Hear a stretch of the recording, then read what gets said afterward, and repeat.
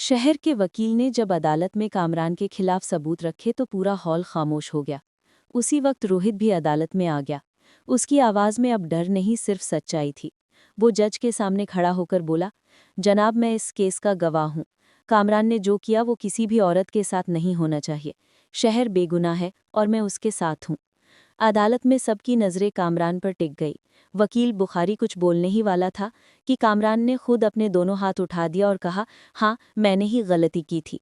मैंने ही सहर को अपने घर बुलाया था और वहीं उसकी ज़िंदगी बर्बाद कर दी। मैंने सोचा था कि पैसे और ताकत से सब छिप जाएगा, लेकिन अब सब सामने आ गया। कमरे में बैठे हर इंसान की सांस थम गई। सहर की आंखों में आंसू थे, लेकिन इस बार वो कमज़ोरी के नहीं, जीत के आंसू थे।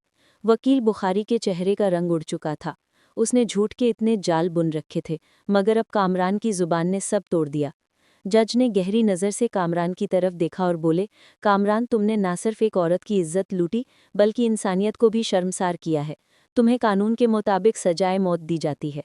कामरान वहीं घुटनों पर गिर गया। उसकी बीवी किरण, जो कोर्ट में बैठी थी, उठी और बोली, कामरान, तुम्हें लगता था मैं तुम्हारा साथ दूंगी? अब मैं भी तुझसे हमेशा के लिए रिश्ता तोड़ रही हूँ।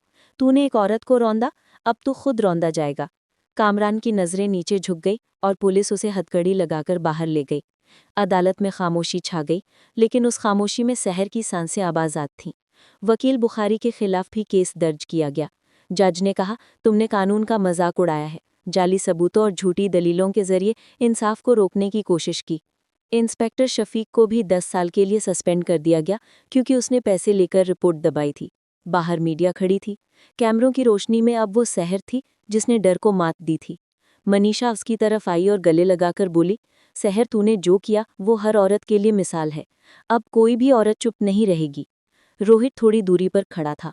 वो अपराध बोध में डूबा था। बोला, सहर, मैंने बहुत देर कर दी, लेकिन आज मैंने सच बोलकर खुद को आज़ाद कर लिया है। सहर ने मुस्कुराकर कहा, सच बोलने में कभी देर नहीं होती रोहित। आज तूने जो किया है वो मेरी जीत को पूरा कर गया।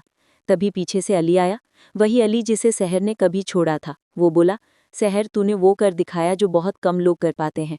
मैंने भी तेरे जाने के बाद समझा कि तू कितनी सच्ची थी।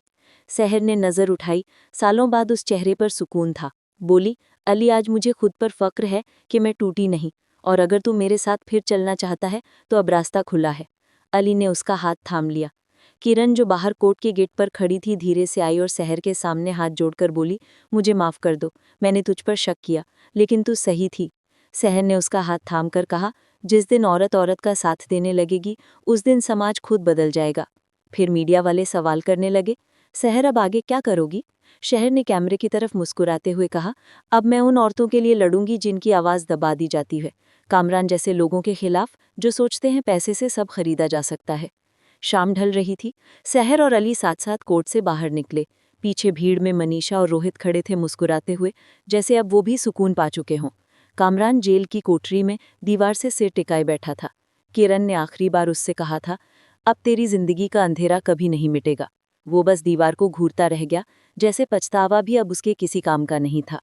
सहर घर लौटी, जहां उसके माता पिता, भाई जीशान सब इंतजार कर रहे थे। सबकी आंखों में गर्व था। उसकी माँ ने उसे गले लगाकर कहा, बेटी, तूने हमें सिर ऊंचा कर दिया। रात को जब सब सो गए, सहर बालकनी में खड़ी आसमान देख रही थी। हवाओं में अब डर नहीं था, बस आज़ादी की महक। नीचे अली ने आवाज़ लगाई, सहर, चलो एक नई शुरुआत करें। सहर मुस्कुराई और बोली, अब डर नहीं लगेगा, क्योंकि इंसाफ मिल चुका है। सुबह की पहली किरण उसके चेहरे पर पड़ी, जैसे जिंदगी उसे कह रही थी कि अब हर दिन उसका है। कामरान का अंत हुआ।